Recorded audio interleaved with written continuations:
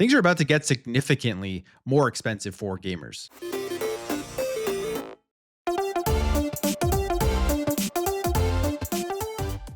All right. So, as we know, the gaming industry has been increasing in pricing for the consumers, for the gamers specifically. Now, you take a look at everything that's happening in gaming in terms of record profits and the amount of sales, and the more people that play video games, you could absolutely make the argument here that developers, console manufacturers could eat some of these increases in their costs and still keep pricing the same. But that's just not how business works.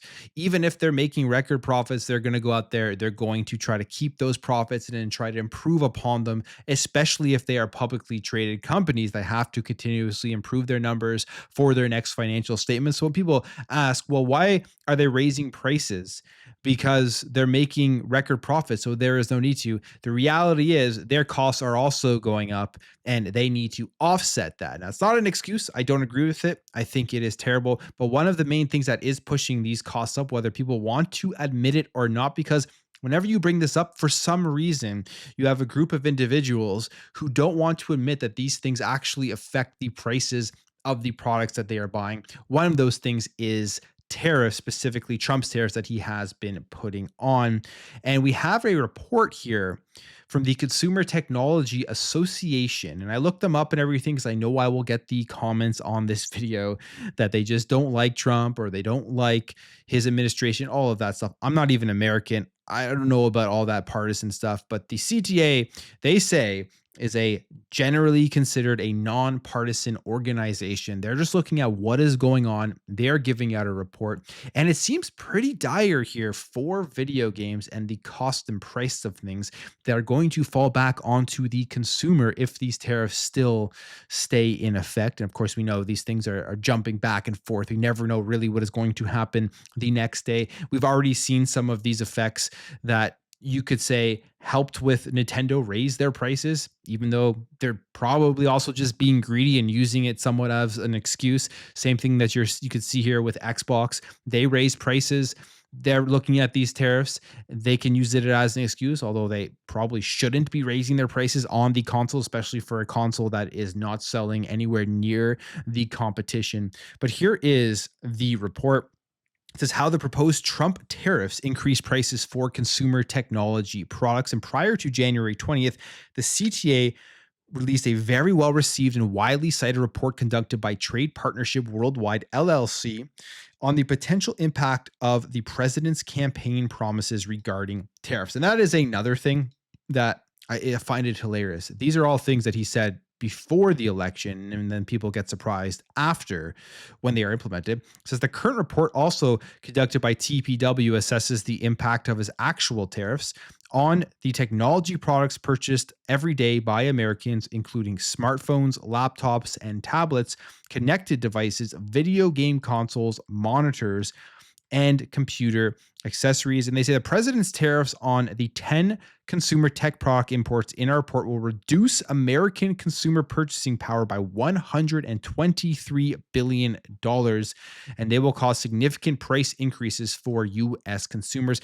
We are also seeing those price increases happen around the world. And you can ask many questions as to why that's happening, but you always see the response, well, if the tariffs are actually having effect, why are prices increasing in Canada? Why are prices increasing in Australia and in other countries around the world? The reality is these tariffs have effects across the total global supply chain for these companies that are making these products. And at the same time, the United States is the biggest market, and they don't want to put everything in terms of increasing prices only in that market. They're going to spread it around, and everybody does end up getting affected, which is what we are seeing happen here around the world. And of course, as I've mentioned, because I don't think it is out of the question to say, these companies are going to use these things as an excuse.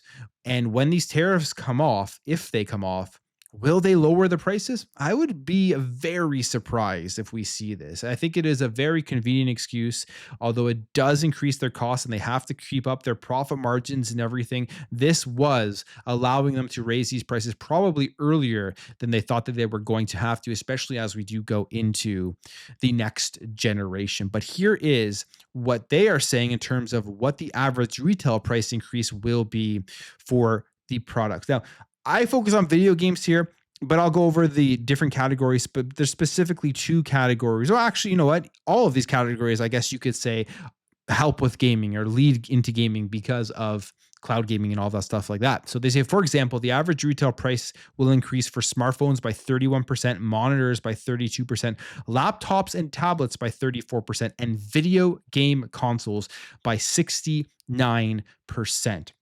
So the hardware on the console side is being hit the most, which is interesting as we are seeing price increases from Xbox. We saw the Nintendo Switch prices come out, which people think are a little bit too high than what they should be.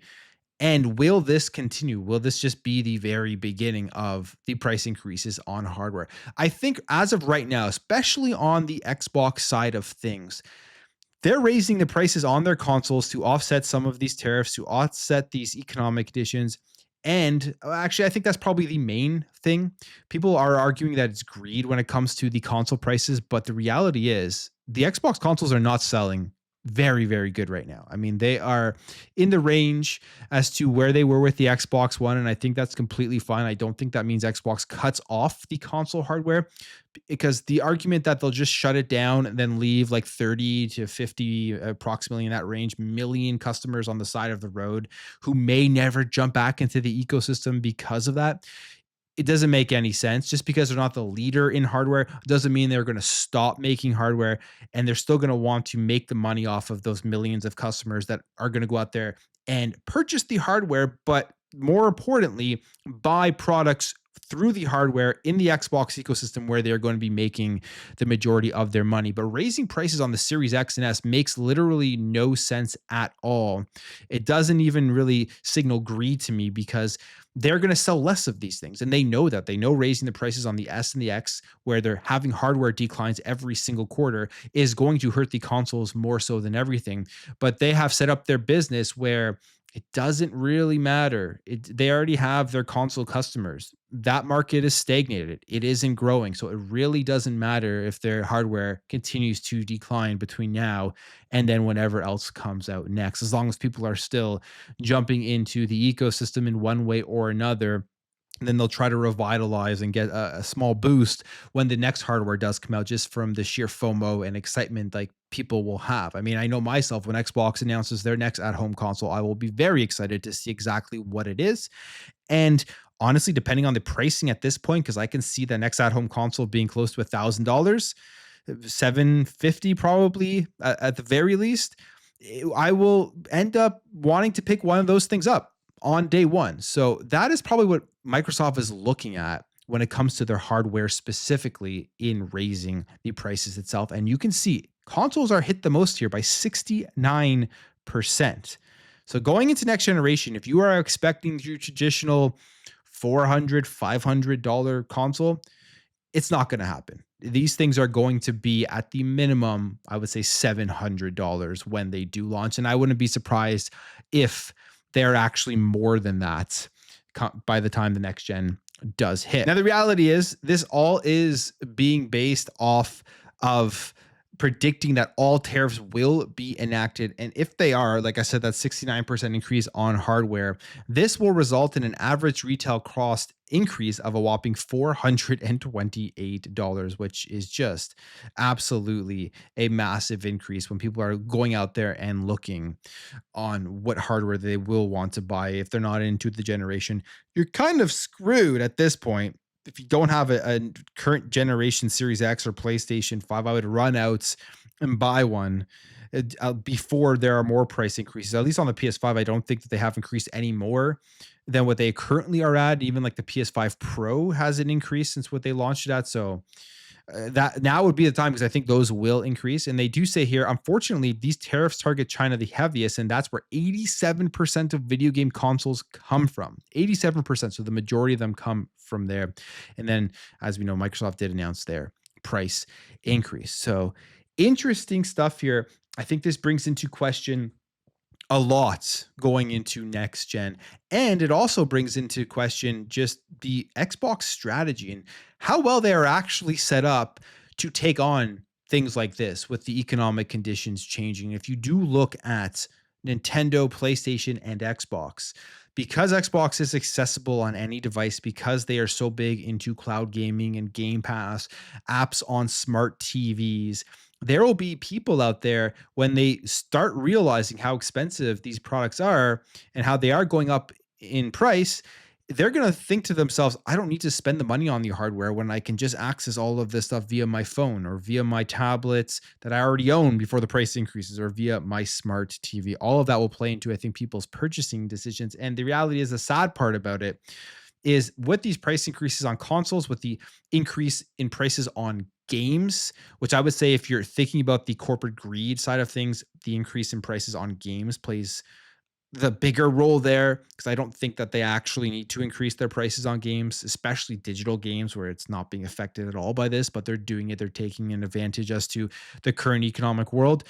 And they're jumping in now because they do foresee going into next gen, those will be the standard prices. That's where people will start looking and they'll go to the place that is the cheapest, because as of right now, the video game market is cutting out a lot of customers. It is officially really becoming a luxury hobby. And when you think about the ability to subscribe to Game Pass anywhere, anytime, it really makes that service all that more valuable as we move forward into the next generation. I'll end the video there. Let me know what you think about this. If you enjoyed this video, hit that thumbs up. If you're new here, hit that subscribe. Thank you for watching, and I'll catch you in the next video.